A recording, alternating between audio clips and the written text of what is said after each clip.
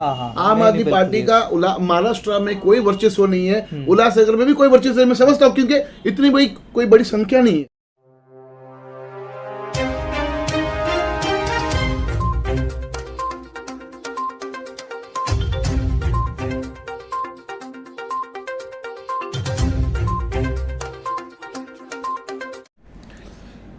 आज लेते हैं एक मुलाकात स्वच्छगिरी फाउंडेशन के प्रेसिडेंट एडवोकेट राज चांदवानी जी से। राज जी, आप एक्टिविस्ट हैं या राजनेता? देखिए, मैं एक्टिविस्ट हूँ। राजनेता, अगर मैं पार्टी से जुड़ा हूँ तो लोगों को लगता है राजनेता, पर मुझे लगता है पॉलिटिक्स में अगर कोई एंटर करता है, जब तक वो पॉलिटिकल पार्टी के गतिविधियों में जाकर अध्यक्ष पद रहकर या फिर जीत कर आता है, मैं उसे पॉलिटिकल लीडर तब मानता हूँ। अभी अभी जो दुखदायक बिल्डिंगों के विषय में कुछ दिन पहले आप एक निजी चैनल में आपने इंटरव्यू दिया, क्या था वो विषय? वो विषय पेनल्टी के ऊपर था, रेगुलराइजेशन। क्या था?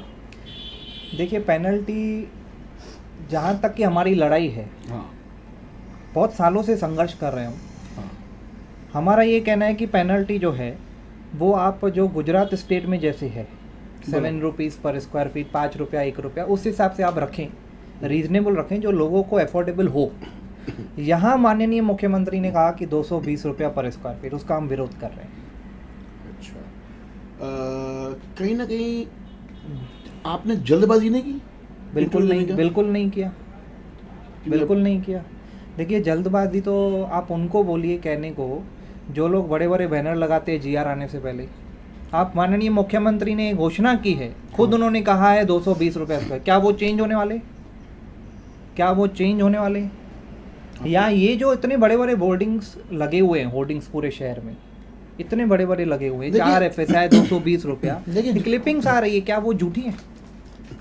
देखिए, जो शहर भर में वर्डिंग्स लगी वो आमदार श्री कुमार एलानी की लगी, जिनका मुख्यमंत्री ने उसी क्लिप के अंदर नाम भी लिया, बराबर है। तो स्वाभाविक बात है, जो इस विषय को अंजाम तक पहुंचेगा वो तो अपने बैनर, पोस्टर और इसकी वाहवाही तो लेगा। इसमें आपको क्या तकलीफ है? देखिए, जीत उसको बोलते हैं जब हमने कुछ हासिल किया हो स्ट्रगल करके। हाँ, फ्री फोकट का जो हम हासिल करते हैं उसको जीत नहीं बोलते। और ये जो उल्लासनगर शहर में 220 स्क्वायर फीट पे अगर आपको खुशी हो रही है, अगर आप उस पे पेड़े बांट रहे हैं, मिठाइयाँ बांट रहे हैं, उसे जश्न मना रहे हैं, तो आप गलत हैं। ये खुशी नहीं है। यहाँ पर आप मेरे साथ चलिए, मैं आपको पर्सनली इनवाइट करता हूँ। लोगों के पास मेंटेनेंस पे करने का पैसा नहीं है। 1000 फीट का आपका घर है, 1000 फीट इंटू 220 कितना हुआ? 2,20,000। 2,20,000 अगर आपके पास पैसे नहीं है तो आप क्या करेंगे? रेगुलराइजेशन पे लगाएं, रिपेयरिंग पे लगाएं, ऑडिट स्ट्रक्चर पे लगाएं, मेंटेनेंस पे लगाएं, कहाँ कहाँ लोग लगाएंगे? मेरा एक सिंपल सवाल है। देखिए, मैं अगर माननीय हमारे मुख्यमंत्री या हमारे MLA जी अगर 7 रुपया स्क्वायर फीट ला के देते हैं, सबसे पहले मैं उनको चरण छूऊंगा। सबसे पहले मेरा ये स्टेप रहेगा। जब बीजेपी की सरकार गुजरात में है, वही रेगुलराइजेशन हो रहा है, तो यहाँ क्यों नहीं? सिंपल सा सवाल मेरा। एक सिंपल सा सवाल, जब भी हम प्लान पुटअप करेंगे तो जो एक राशि में भरनी पड़ती है, हाँ। टाउन प्लानिंग में प्लान पास करने की एक राशि भरनी पड़ती है, क्या इसमें वो भरनी पड़ेगी या नहीं? देखिए, ये तो एक टेक्निकल आपने सवाल पूछा है।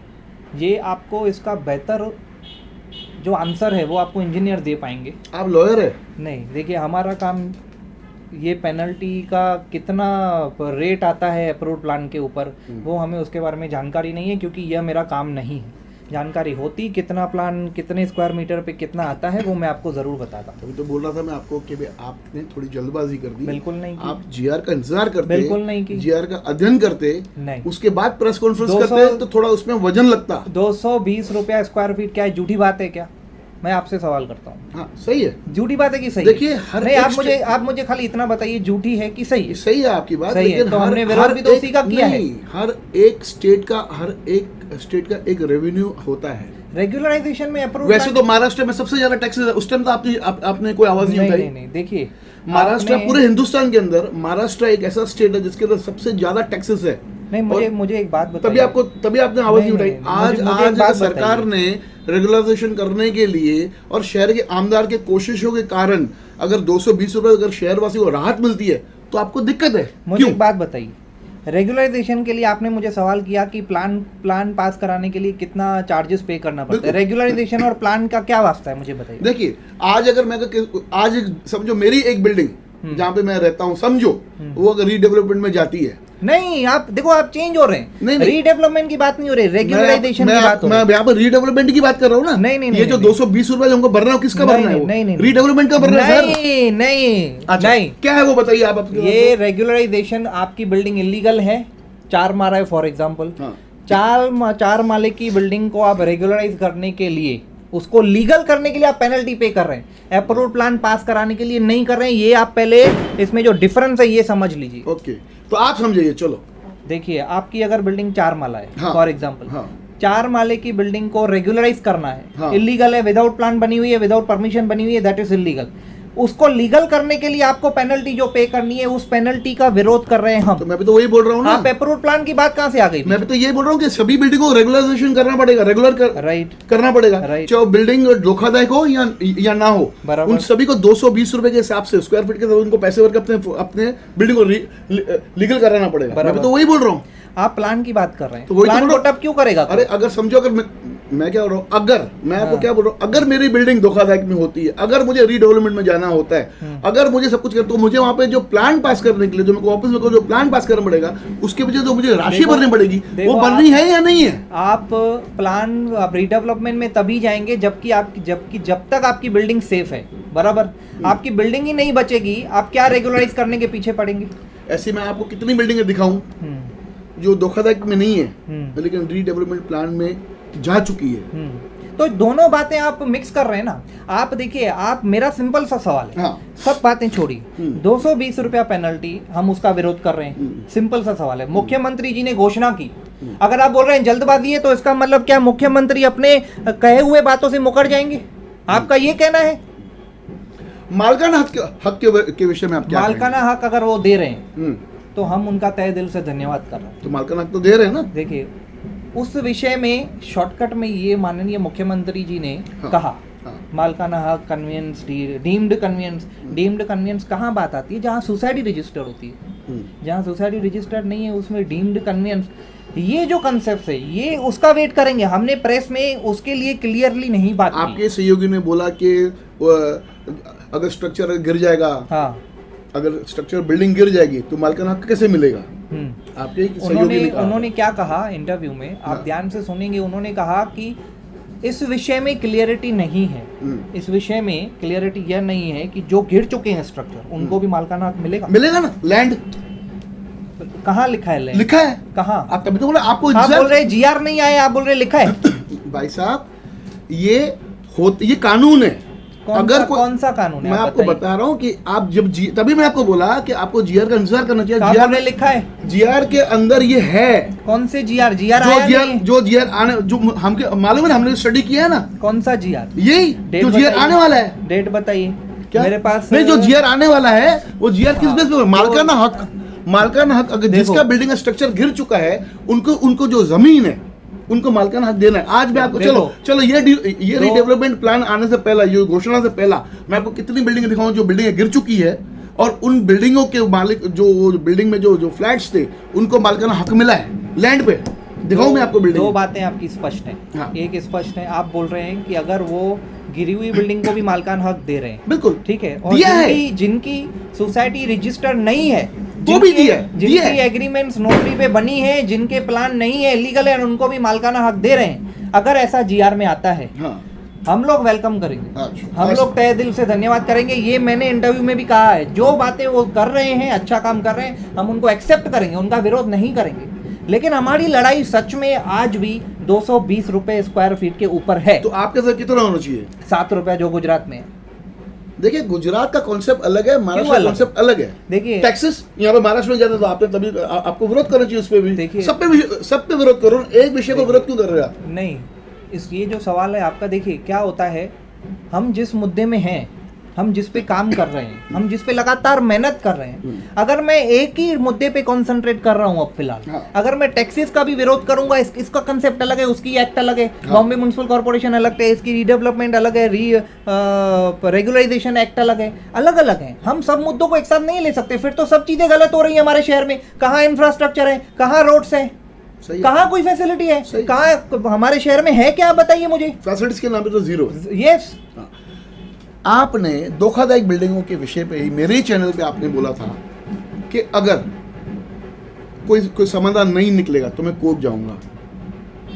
ये एक इसका तो समाधान आ गया सरकार तरफ से। दूसरा आपने बोला था कचरे के ठेके के ऊपर भी आपने बोला था कि हम आगे कोर्ट की तरफ जा सकते हैं, कचरे के ठेके, कचरे ठेके में आपने बोला था कि हम जा सकते हैं।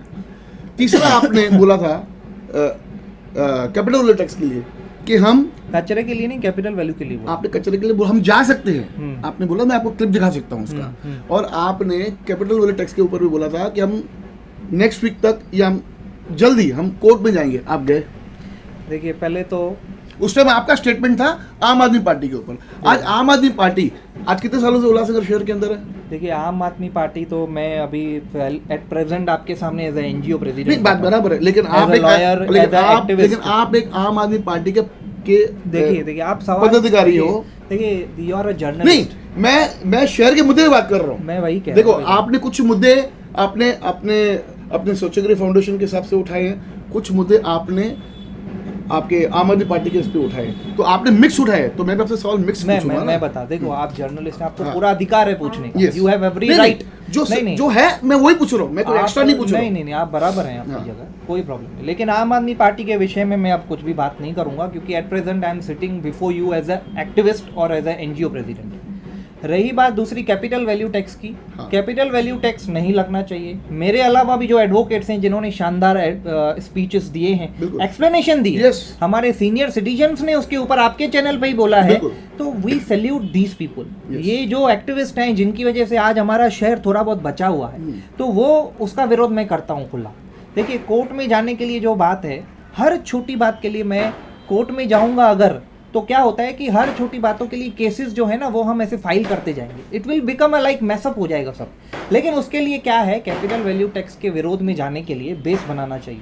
बेस बनाने किस टाइप का के लिए बेस? बेस बनाना चाहिए, जैसे हमें लोकस स्टैंडर्ड क्या है। आप कोर्ट में आप जाएंगे तो कोर्ट आपको पहले पूछेगा कि आपका लोकस स्टैंडर्ड क्या है, आप किस विषय में आए हैं और आपका बेस, आप कैसे जानते हैं कि ये चीज़ें गलत हो रही है। तो वो बेस बनाने के लिए जो समय है वो निकालना है, वो बनाना है, फिर हमको कोर्ट जाना है। आप ऐसे डायरेक्टली कोर्ट नहीं जा सकते। उसके लिए समय कितना चाहिए? उसके लिए समय चाहिए रहता है। कितना मैं बोल नहीं सकता हूँ, बट समय चाहिए रहता है। एक 10 दिन 15 दिन, एक महीना? यस। आपने तो 2 महीना पहले दिया था स्टेटमेंट। नहीं, देखिए हमने कहा था कि हम, देखिए हमारा जो ग्रुप काम करता है इसमें मेरे सोल डिसीजन नहीं होते। एनजीओ की हमारी टीम है, हमारी कमिटी है, और वो आपने इंटरव्यू दिया था आम आदमी पार्टी। तो आम आदमी पार्टी के बैनर पे या नाम पे कोर्ट में जाना परमिशंस लगते हैं, यू नो वेरी वेल। आज मैं आपको दिखा दूं, मैंने काफी राजनीति काफी नजदीक से देखा है। इंडिविजुअल आदमी अगर चाहे वो पार्टी के पदाधिकारी हो या नहीं हो, एक कार्यकर्ता, साधारण कार्यकर्ता भी हो, शहर के हित के लिए वो कोर्ट जा सकता है, वो किसी भी मंत्री के पास जा सकता है, अपनी शहर के हित में वो कहीं भी हाथ पर चला सकता है। देखिए उसको पूरा अधिकार है, क्योंकि हम लोग डेमोक्रेटिक कंट्री में रहते हैं, डेमोक्रेसी है। डेमोक्रेसी को आप रोक नहीं सकते हो, आप अपना किसी का मुंह नहीं बंद कर सकते हो, किसी का फ्रीडम नहीं रोक सकते हो। फ्रीडम टू स्पीक है।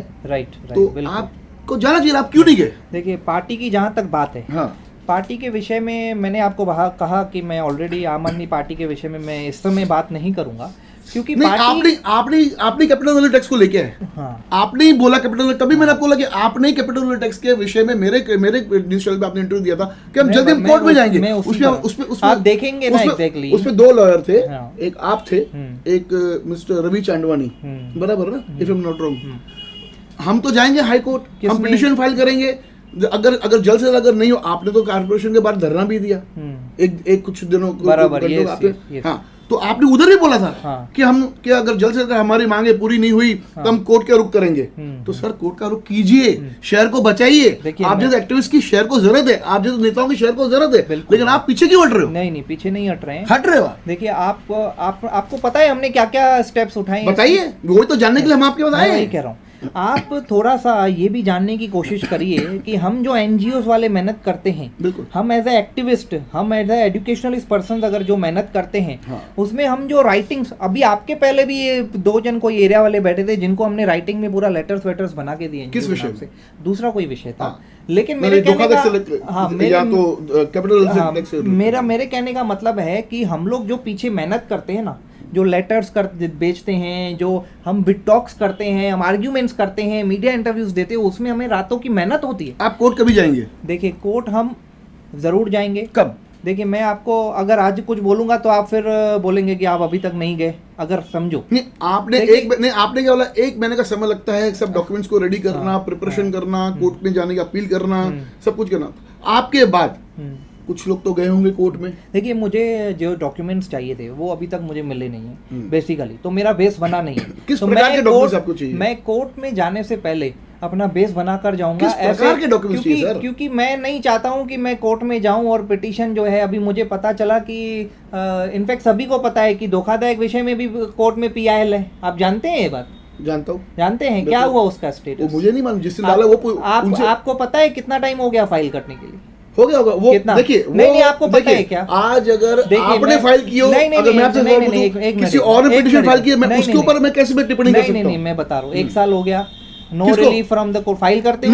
नहीं, आपकी गलती, फिर आपको नॉलेज नहीं है। मैं आपको डेट दिखा सकता हूं, चलो डेट बताऊं अभी आपको? कैपिटल टैक्स के ऊपर नहीं, मैं एक PIL बोल रहा हूँ, धोखाधड़ी की इमारतों के विषय में। मैं बात कर रहा हूँ सर आपके साथ में कैपिटल टैक्स के ऊपर। मैं आप विषय को घुमा रहे हो। घुमा नहीं रहा हूँ, एक मिनट, मैं आपको समझाने की, आपको क्या इजी लगता है? आज क्यों नहीं गए आप कोर्ट? वकील है, आप कोर्ट जाइए। आपको ये, आप तो रोज कोर्ट जाते हो। नहीं, आपको देखिए, आपको ये जो है ना, जो 2 मिनट में इजी लग रहा है, मैं उसको आपको एक्सप्लेनेशन दे रहा हूँ कि it is not good as easy, जो आप समझते हैं। आवाज उठाने के लिए यहाँ पर लाखों लोग रहते हैं, लेकिन आवाज कितने उठाते हैं? Hardly 40-50 people of city. तो कहने का मतलब यह है कि कोर्ट जाना इट्स नॉट अ इजी। और दूसरी बात, हम जो लड़ते हैं ना कॉर्पोरेशन में बैठे हुए लोग, NGO वाले, आज मुझे एक बात बताइए, पर आप बोलते क्यों हम कोर्ट जाएंगे जब इजी नहीं है? तो देखिए, हम बिल्कुल जाएंगे, हम मना नहीं कर रहे हैं। मैंने कहा आपको बेस बनाना। आपके बाद में 4 लोग चले गए कोर्ट के अंदर। कौन चले गया भाई, बताइए? वो नाम क्यों डिक्लेयर करूं? तो आपको नहीं बताया? नहीं, मुझे मालूम है ना, मैं तभी तो आपको सवाल, 4 लोग बताइए, आप बताइए। ऑन कैमरा कैसे मैं किसी का नाम ले सकता हूँ? फिर मैं तो आपकी बात को आपका इंटरव्यू ले रहा हूँ, मैं आपके पूछूंगा कि आप क्यों नहीं गए कोर्ट भाई? आप मेरे को ऑन कैमरा पूछ रहे हैं, तो मैं आपको ऑन कैमरा बता रहा हूँ। आपको ऑन कैमरा बताना है। कहीं ना कहीं मुझे काफी ऐसे, मैं आपको नहीं बोल रहा हूँ, आपके स्वच्छगिरी फाउंडेशन के हिसाब से आपने काफी अच्छा काम किया है शहर में, वो नजर भी आ रहा है, ऐसे नहीं बोल रहा हूँ। लेकिन आपने जो मिक्स मुद्दा उठाया, उसमें कैपिटल वैल्यू टैक्स भी आपने नाम छेड़ा, मैंने तो छेड़ा नहीं। इलेक्ट्रिसिटी का भी मुद्दा उठाया था हमने। तो हमने काफी मुद्दे, वो लाइट का जो आपने लाइट का इशू उठाया था, वो स्वच्छगिरी पे उठाया था, उसका अंजाम भी आया। आज शहर में लाइटें नहीं बंद नहीं होती है, ये श्रेय आपको जाता है क्योंकि आपने मुद्दा उठाया था, वो हम अप्रिशिएट करते हैं आपको, हम उसमें ना नहीं कर रहे। लेकिन आम आदमी पार्टी के ऊपर आपने जब कैपिटल वैल्यू टैक्स का जब आपने मुद्दा उठाया, तब आपको उसे किसी अंजाम तक पहुंचाना चाहिए था। यहाँ तो आपको आम आदमी पार्टी, मैं समझता हूँ आम आदमी पार्टी का महाराष्ट्र में कोई वर्चस्व नहीं है, उल्लासनगर में भी कोई वर्चस्व मैं समझता हूँ, क्योंकि इतनी कोई बड़ी संख्या नहीं है।